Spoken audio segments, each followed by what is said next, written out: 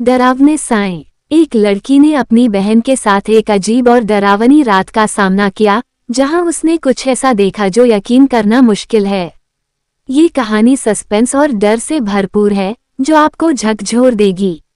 दादाजी की मौत के कुछ दिन बाद मैं अपनी बहन के साथ बिस्तर पर बैठी थी। बहन सो रही थी और मैं टीवी पर स्पेनिश टेलीविजन शो देख रही थी। टीवी रसोई के दरवाजे के पास था। टीवी देखते समय मैंने टॉर्च की रोशनी देखी। ये देखकर मैं बहुत हैरान हुई क्योंकि मुझे समझ नहीं आया कि वो रोशनी कहाँ से आ रही थी। जब मेरी आंखें अंधेरे में देखने के लिए एडजस्ट हुई तो मैंने दो काले साए देखे।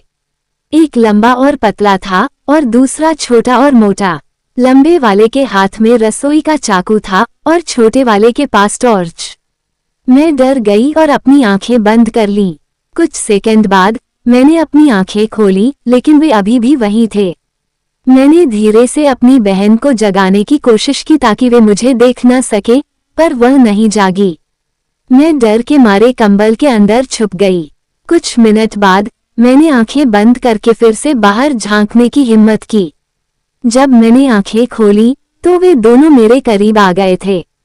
वे बहुत डरावने दिख रहे थे। उनके शरीर पर न तो कपड़े थे और न ही चमड़ी।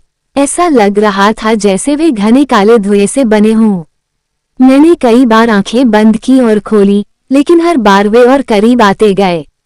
आखिरकार वे मेरे ऊपर झुककर खड़े हो गए। डर के मारे मैंने जोर से चीख मारी और तभी वे गायब हो गए। मेरे चीखने की आवाज सुनकर मेरे पापा कमरे में आए और मुझसे पूछा कि क्या हुआ।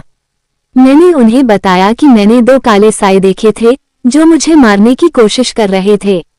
पापा ने कहा कि यह सिर्फ एक सपना था, लेकिन मैंने रसोई के दरवाजे के पास टॉर्च की रोशनी देखी और पापा से पूछा, क्या आपको वह रोशनी दिख रही है?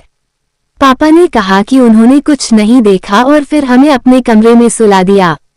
सुबह जब मैं उठी तो मेरे गाल पर 3 अजीब से निशान थे जो मैंने पहले कभी नहीं देखे थे।